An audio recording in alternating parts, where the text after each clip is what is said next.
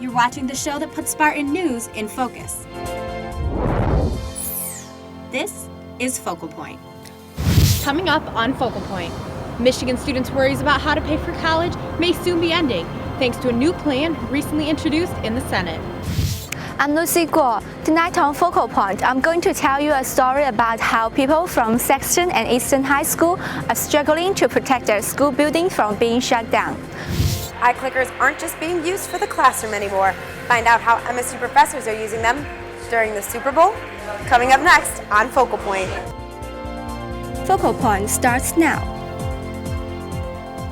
I'm Lucy Guo. And I'm Kayla Roney. Welcome to Focal Point. First up tonight, Senate Democrats have come up with a new plan to help Michigan students. The plan will give high scholars extra help when paying their college tuition.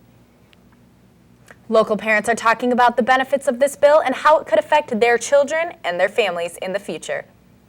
Republicans say that with how expensive the program would be, they would need to make sure that businesses remain free to prosper so that students benefiting from these grants would be able to find work to stay in Michigan after graduation. If this plan goes through, it will be the first of its type in the nation to have no additional costs for taxpayers.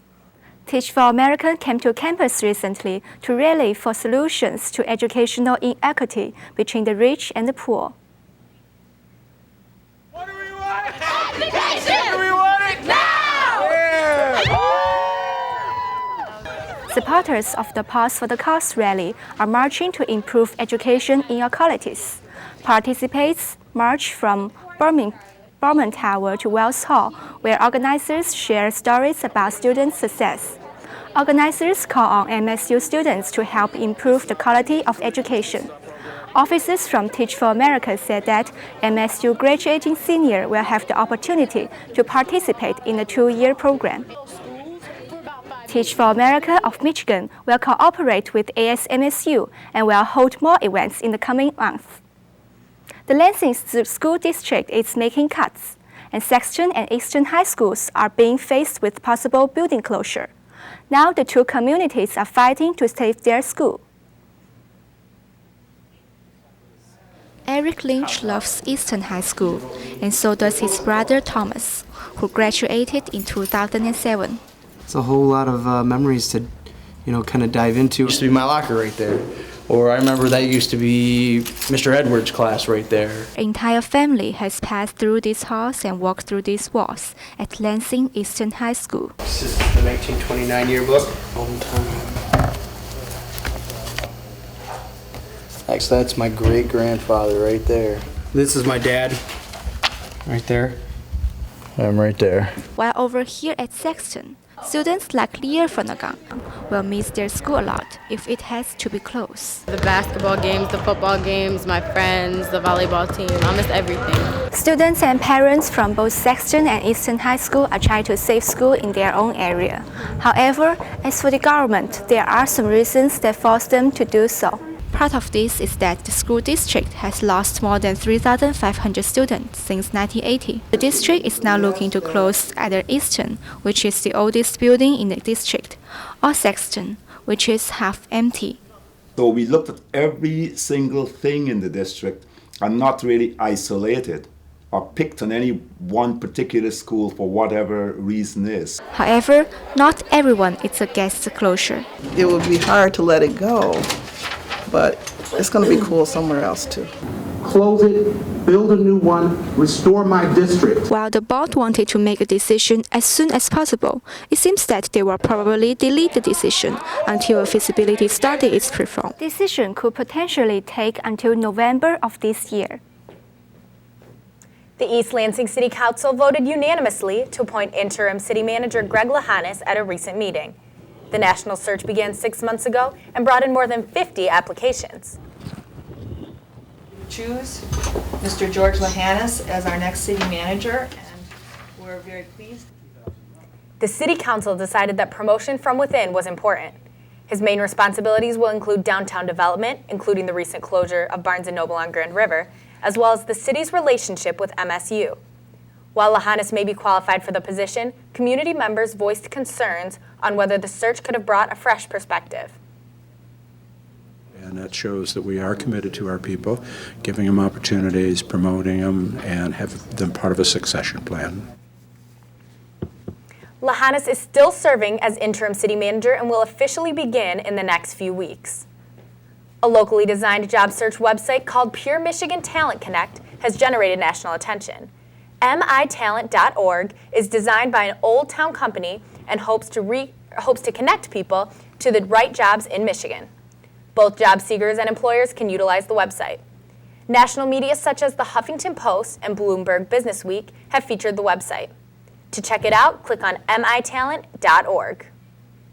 A local woman is on a crusade to do something a bit unusual. Focal Point's Emmanuel Berry has smiled on a woman's journey to find the heart of a city by the sole of her feet. We'll go down to Hillsdale, I think. There are more than 400 miles of streets in Lansing, and Ariniko O'Mara is determined to walk every one of them. Born and raised in Lansing, O'Mara was haunted by the idea of sauntering down every street in the city. I felt like that I was maybe God inspired to show people Lansing the way that it should be shown. O'Mara is the founder of City Saunter. Equipped with her camera, O'Mara documents her walks through photographs, which she puts up on her blog. She also marks off every walk on a map. I've gotten to where I mark it as I walk it, I'll forget. As for choosing when and where to walk, O'Mara tries to give her walks meaning. I try to correlate any of my walks with anything else going on so that the subject matter of the blogs aren't just I walked the street. Although O'Mara started the project with the goal of walking every street in Lansing, she's realizing that the project is much more. I've learned that a lot of people really love it here. You know, we get a little bit of negativity in the press, but in general, there's a very large majority of the city that is just the people who live here love it here. O'Mara has walked over 200 miles of streets so far and has another 200 to go, but each one will be worth it. Well, when I'm finished, I will have walked past every single house in Lansing. To me, that's huge just on its own. O'Mara plans to finish the project in fall of 2012. For Focal Point, I'm Emmanuel Berry. You can check out pictures from O'Mara's Sonkers at her blog ariniko.wordpress.com. Farmers markets have become a summertime staple in communities all over Michigan. Vendors are hoping for success in selling locally grown food all year long. Focal Point's Sophie Wong shows us this new trend. Fuji's or the Galerinas? Do you want to try a sample? The Meridian Township Farmers Market has gone from outside to inside for the cold winter months. I think it's a great idea. Every 2 weeks, vendors from all over bring their fresh local food to the Meridian Mall. Reach the consumer, the customers with local fresh products that they don't necessarily have to go to the big box store to go and get. Customers from nearby communities are not the only ones glad for a winter market. It's really enabled us to maintain our customer base throughout the winter, and it's given us a lot of opportunity to expand different areas of our business. And the idea of a year-round farmers market is starting to catch on. This is the place that Allen Street neighborhood has its farmers market in the summer, and now they have already started planning for an all-year facility with this warehouse behind me. If it's a location, one location, then customers know that where we're always going to be all year round. However, to have a fixed spot for a whole year, market organizers need to solve many problems. The biggest thing is financing. I'm not sure if they would be able to get enough business to be able to support, to pay for a fixed venue. Possibility and difficulty coexist, but farmers are still embracing this potential trend. It'd be nice to have a summer location and a winter location that are the same place. For Focal Point, I'm Sophie Wang. The market will be in Meridian Mall until April. Coming up next on Focal Point, we'll hear from a student who lost everything in a dorm accident. And we are checking on the status of some major campus construction projects after the break.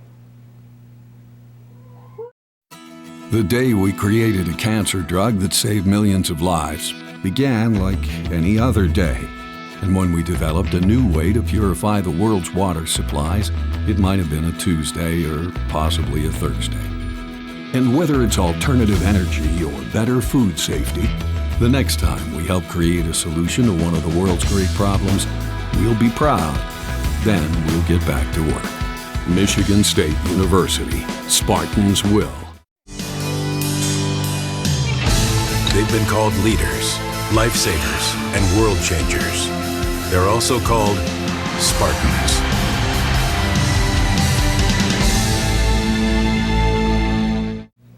Welcome back. The new GIS construction on campus. And a look at a unique health program taking place in the dorms. Katie Dalebout has these stories and more in this week's On-Campus Report. Katie? An MSU student barely escaped injury last month when a steam valve from the radiator in her Mayo Hall room exploded, filling the room with hot steam and triggering the sprinkler system. The student, Helen Herbert, says she ran from her room and was not injured by the steam, which campus authorities told her may have reached up to 300 degrees. Built-up pressure from an over-adjustment of the radiator valve caused the accident. Helen's damaged belongings have since been replaced, and she says she is thankful for how the university handled the situation. I'm just really grateful for the maintenance people here in West Circle. They went above and beyond in helping me and making me feel comfortable during that week. Each radiator in the West Circle complex has since been checked, and officials found no other problems. A program called Condom Connection helps students promote safe sex on campus. But for various reasons, students don't always take advantage. Resident mentors are trying to give new ways to give students access.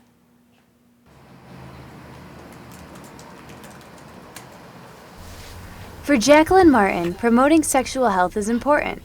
The resident mentor and MSU senior keeps a bucket of condoms in her room in case any of her floor mates need them. This is my condom bucket. And I just put condoms and lube in here, and it's always here. Sometimes it's in the bathroom.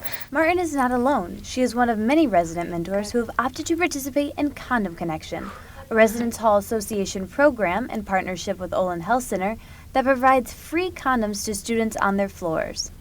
So we tried to figure out ways in which we could get the condoms to a more accessible location. Although the program has been a success for several years, there are challenges every mentor must face when participating.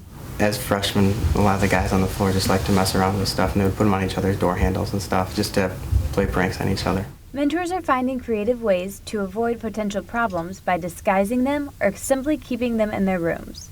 Like there's no sign or anything, but they know that that's what's in there, so they could grab them, and then people who are outsiders from the floor would be less likely to tamper with them. Another challenge for mentors are the students who are too shy to ask for condoms directly.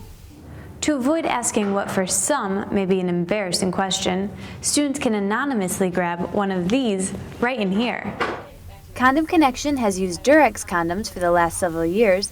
However, the program is looking into switching to Trojan brand as a cheaper replacement so that they can continue to provide thousands of condoms across campus.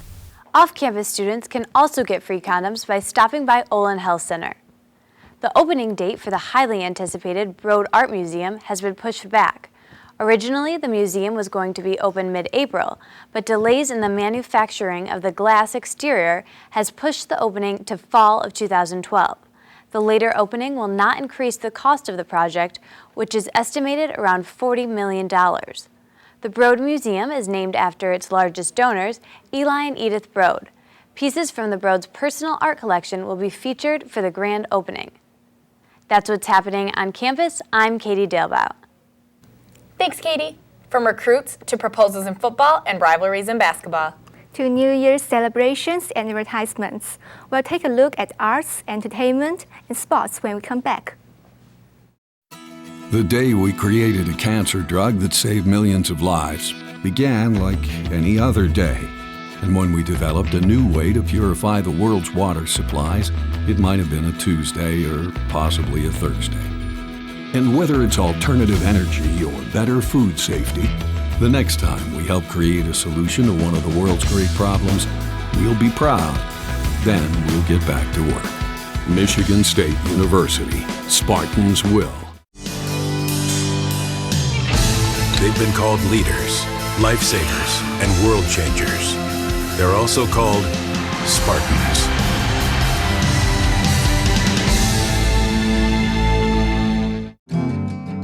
When I was green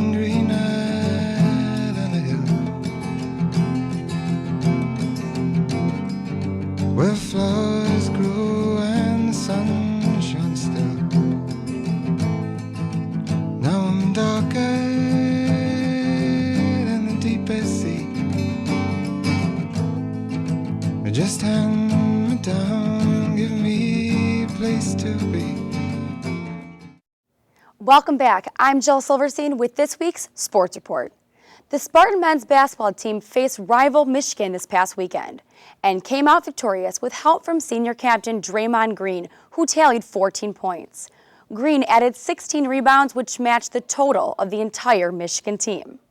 The Spartans then faced Penn State this past Wednesday and won 77-57. The men traveled to number 3 Ohio State this weekend for one of their toughest tests of the regular season. National Football Signing Day was last week, and the Spartans signed 18 new players, including 4 star recruits, Jamal Lyles, Aaron Burbridge, and Demetrius Cox. ESPN has ranked Michigan State as the top recruiting class in the Big Ten. Spartan fans will get their first glance at the 2012 team at the spring game on April 28th.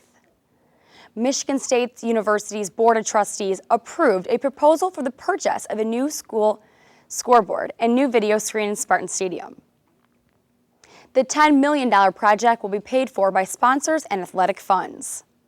Michigan State will join Michigan, Ohio State, Iowa, and Minnesota, which have recently upgraded their scoreboards as well. Former Spartan linebacker and current New York Giant Greg Jones proposed to his longtime girlfriend on the field after the Super Bowl. As the rest of his teammates were celebrating the big victory, Jones popped the question to former MSU women's basketball player Mandy Piechowski. Jones was a standout player on the Spartans defense and spent his rookie season on special teams for the Giants, alongside former Spartan Devin Thomas. The Spartan hockey team swept Big Ten rival Ohio State last weekend and will face in-state rival Michigan for a pair of games this weekend. One on campus and then to Joe Louis Arena on Saturday. Head coach Tom Anastas spoke about the prospects for the rest of the season. We've got 2 with Michigan, 2 at home to wrap up our regular season home schedule with Alaska, who just beat, I think it was Western last weekend, who's real good as well. And then we play 2 on the road at Notre Dame. So it won't be easy by any means, but we've been able to keep ourselves kind of in the hunt. That's all for sports. I'm Jill Silverstein. Now back to you. Thanks, Jill. One local organization is already anticipating an event that won't take place until June. Relay for Life is expected to raise thousands of dollars for cancer research. Focal Point's George Silverstein shows us the passion behind the purpose. Tonight is full of emotions, excitement, spirit. I plan to attend the relay this year in honor of my wife. And tears. As a committed Cancer Action Network volunteer, Life Care Minister Jeff Johnson knows the negative side of cancer very well. But he says it's his job to help organize and promote the positive side, such as highlighting the survivor stories. She fought valiantly. It was an important aspect of our life. This year at the Charlar Place in Holt, community members gathered to celebrate the 8th annual sports-themed dinner acknowledging Holt's Relay for Life. They've raised $1,460, so we're off to a good start. You think about, why do I walk? Why do I relay? Everybody in attendance has some connection to Relay for Life. I hope that you walk for the survivors, so there'll be many more birthdays. I plan to attend the relay this year because cancer took her, but it will not get the victory. Johnson and all the other volunteers will be anxiously anticipating the relay that will take place this June. For Focal Point, I'm Jill Silverstein. A murder mystery charity dinner will also be held to benefit the American Cancer Society. It's a new year for Chinese students in the Lansing area, and the Super Bowl gives us super ads. Emmanuel Berry has these stories and more in arts and entertainment. Emmanuel? Thanks, Kayla and Lucy. Winter marks the beginning of the Chinese New Year. Celebrations at Lansing Community College help bring in the Year of the Dragon. Live music played as parents and children ate Chinese and American food. Many children enjoyed the coloring, puzzles, and airbrush face painting. But the kids were not the only people having fun, as grown-ups belted out some karaoke in Chinese. Those in attendance seemed to have a good time. For the last few years, a local band has made a name for itself playing around campus. Focal Point's Anthony Sabella shows us how they got started. Junior, senior year of high school, a bunch of us were together in a blues band called King Bee. that got disbanded when we decided that we wanted to keep playing together, so we formed the Blue Effect. Alex kind of just filled in on drums for us a little bit. He wasn't playing drums when we first started, but he enjoyed it, and so he just kept going, and he became our full-time drummer. Brian met Kevin in the School of Music, and they hit it off, and Kev came over to play with us a couple times. Brian had showed him the song, and he just fit right in. After a couple of years, we decided that we were really lacking in guitar, and we were like, yo, Sam, you want to take up this role for us? And he was more than happy to. And so we've been playing in this form for about 2 years now, and it's been just absolutely fantastic. We have a great time playing house parties. Every time we play a house party or something like that, the whole crowd's going wild. They're singing along with us, and it's always fun, being able to listen to somebody else sing your song while you're playing. The music is constantly evolving, and we're getting a bigger and bigger fan base, but I know that this is what we do now, all of us are happy with. Like Will said, everybody's doing what we love. Like, we're doing our favorite thing in the world. It's such a nice experience to be able to share it with, my 5 best friends. And, there's numerous times when you look across on stage and everybody's just got the biggest smile on their face. 3 minutes, 30 seconds. Not only does the band play together, but they also live together in a duplex near campus. The Super Bowl is the most watched game of the year for football fans, but others tune in for more than just sports. Focal Point's Victoria Marzek shows us how advertising junkies celebrate the big night. The Super Bowl, the game that every football fan waits for all season long.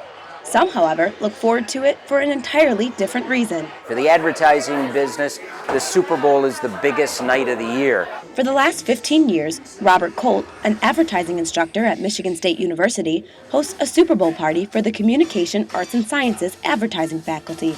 The faculty and staff come together to not only watch the game, but to judge and score the advertisements.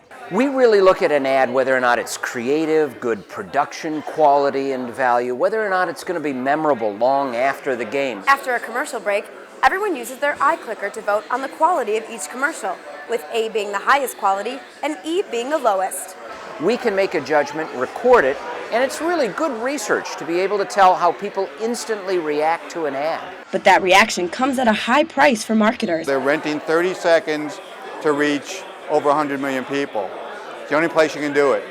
In addition to the ad's production costs, MSU advertising professor Bruce Vanderberg says a 30-second advertisement during the Super Bowl this year cost companies $3.5 million to air. But he says the price tag is worth paying. So you divide the $3.5 million, into the 160, and then you'll get a few dollars per person or whatever it is. So what makes a good Super Bowl ad? Monkeys, babies, animation, characters, humor, all of that stuff will really be successful. I guess that held true this year because the faculty voted Skechers' dog race ad as the #1 ad of the Super Bowl.